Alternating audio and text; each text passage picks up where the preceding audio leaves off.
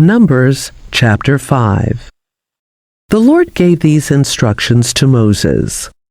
Command the people of Israel to remove from the camp anyone who has a skin disease or a discharge, or who has become ceremonially unclean by touching a dead person. This command applies to men and women alike. Remove them so they will not defile the camp in which I live among them. So the Israelites did as the Lord had commanded Moses and removed such people from the camp. Then the Lord said to Moses, "Give the following instructions to the people of Israel. If any of the people, men or women, betray the Lord by doing wrong to another person, they are guilty. They must confess their sin and make full restitution for what they have done, adding an additional 20% and returning it to the person who was wronged.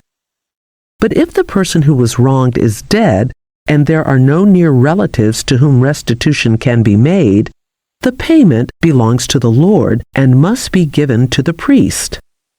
Those who are guilty must also bring a ram as a sacrifice, and they will be purified and made right with the Lord.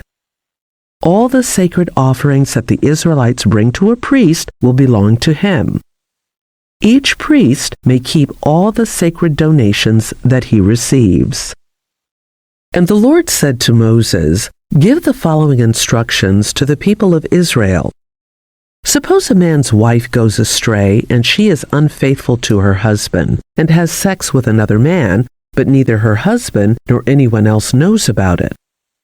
She has defiled herself, even though there was no witness and she was not caught in the act. If her husband becomes jealous and is suspicious of his wife and needs to know whether or not she has defiled herself, the husband must bring his wife to the priest.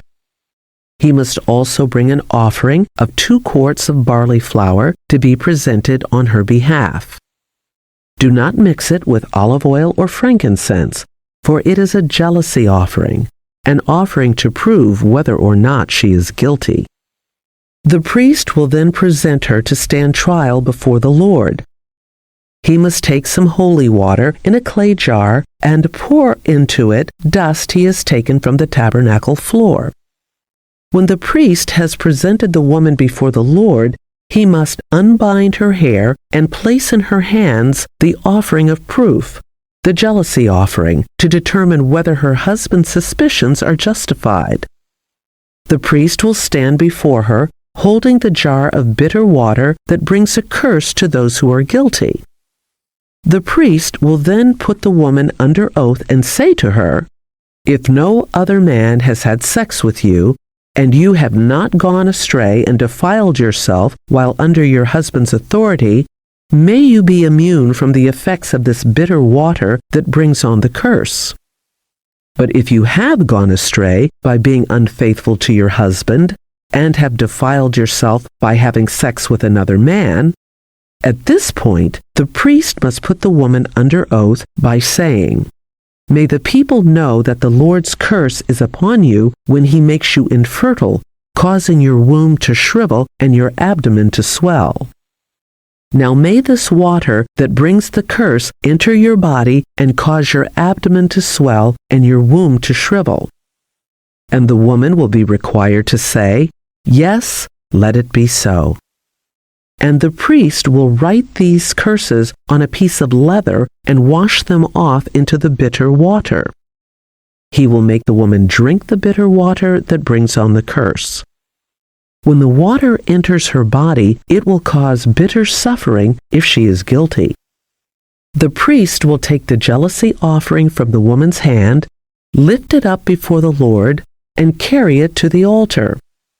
He will take a handful of the flour as a token portion and burn it on the altar, and he will require the woman to drink the water. If she has defiled herself by being unfaithful to her husband, the water that brings on the curse will cause bitter suffering. Her abdomen will swell, and her womb will shrink, and her name will become a curse among her people. But if she has not defiled herself and is pure, then she will be unharmed and will still be able to have children. This is the ritual law for dealing with suspicion.